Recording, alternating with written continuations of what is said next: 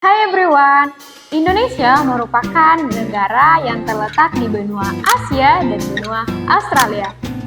Indonesia mempunyai gunung api dan hutan hujan terbanyak di dunia. Wah, keren ya! Indonesia juga merupakan negara kepulauan yang dikelilingi oleh perairan. Hal tersebut membuat Indonesia menjadi negara yang kaya akan keanekaragaman hayati yang sangat tinggi. Keanekaragaman hayati? Apa sih itu? Yuk kita bahas!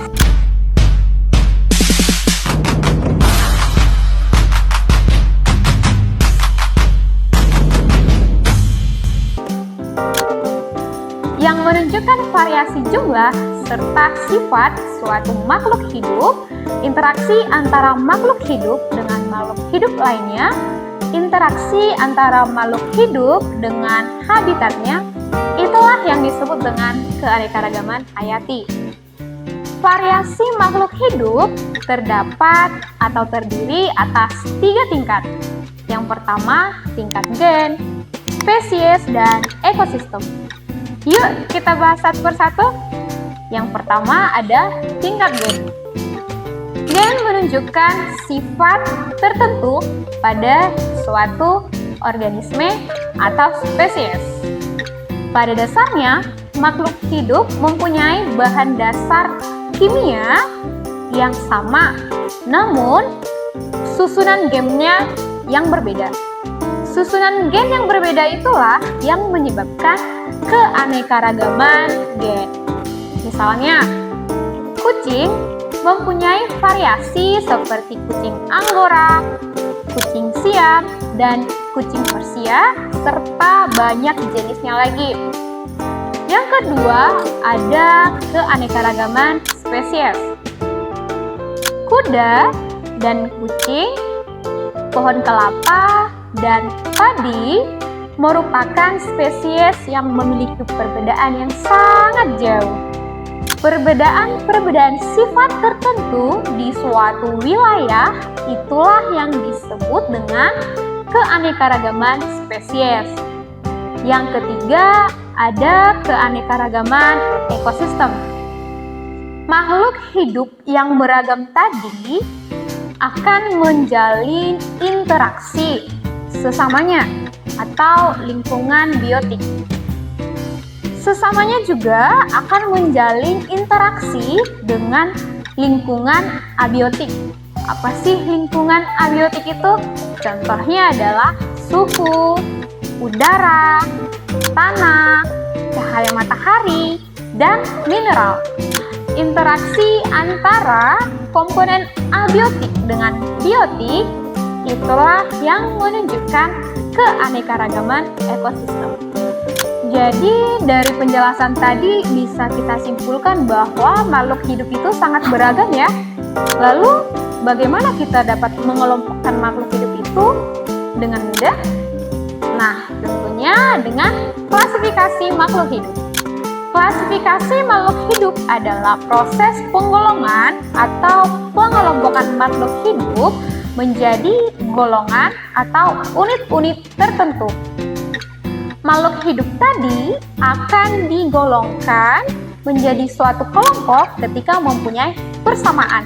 Misalnya, dalam kehidupan kita sehari-hari, kita akan menjumpai kelompok sayur-sayuran, kelompok umbi-umbian, kelompok kacang-kacangan, kelompok unggas, dan lain sebagainya. Pada pengelompokan makhluk hidup dapat dilakukan dengan berbagai cara. Yang pertama, penggolongan berdasarkan ukuran. Pada tumbuhan, contohnya pohon, perdu, dan semak. Yang kedua, pengelompokan berdasarkan jenis makanan yang ia makan. Hewan dikelompokkan menjadi hewan pemakan daging, hewan pemakan tumbuhan, dan hewan pemakan keduanya atau pemakan daging dan tumbuhan.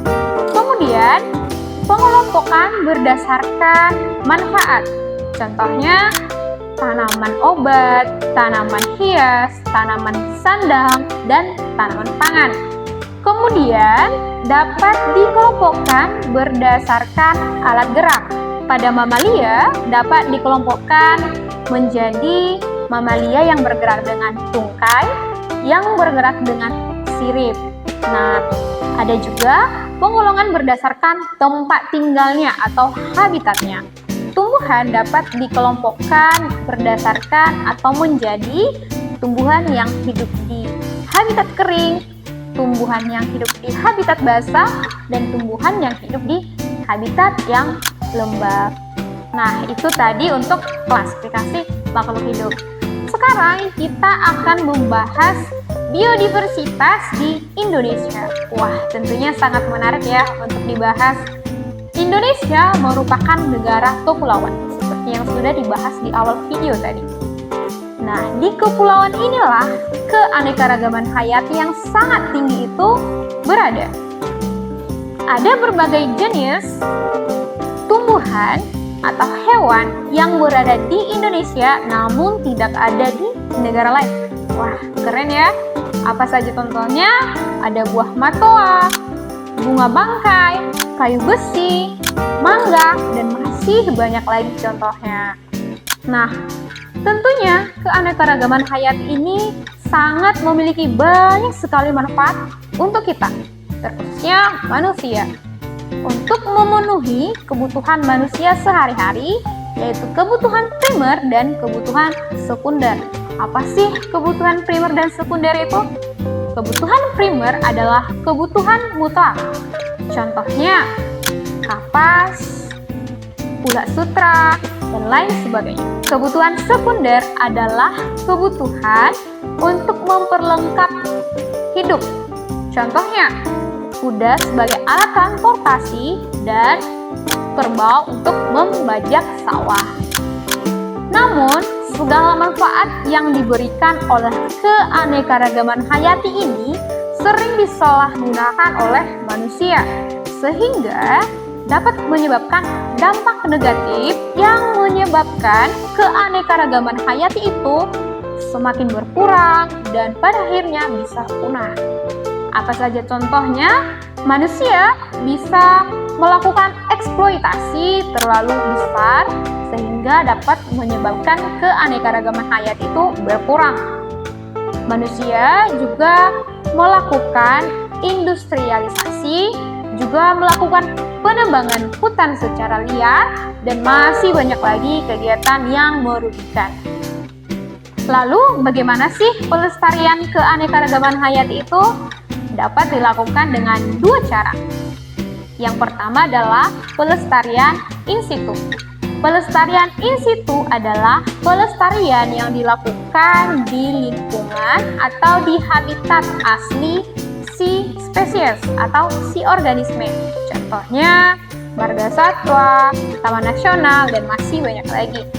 Yang kedua, ada pelestarian ex situ.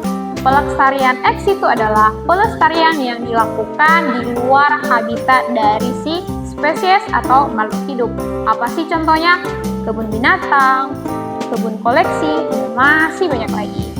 Kita sebagai generasi harus bisa ya melestarikan keanekaragaman hayati itu agar kita dapat memanfaatkannya ke masa yang akan datang, sehingga anak dan cucu kita nanti bisa merasakannya. Ternyata keanekaragaman hayati itu sangat unik ya, dan sangat seru untuk dipelajari. Nah, untuk menambah wawasan kamu terkait keanekaragaman hayati, kamu bisa nih scan barcode di samping untuk penjelasan dan tambahan materi. Nah, setelah membaca materi, jangan lupa juga untuk mengerjakan kuis atau games yang berada di sebelah sini. Bisa di-scan ya barcode-nya, dikerjakan dengan baik. Good luck!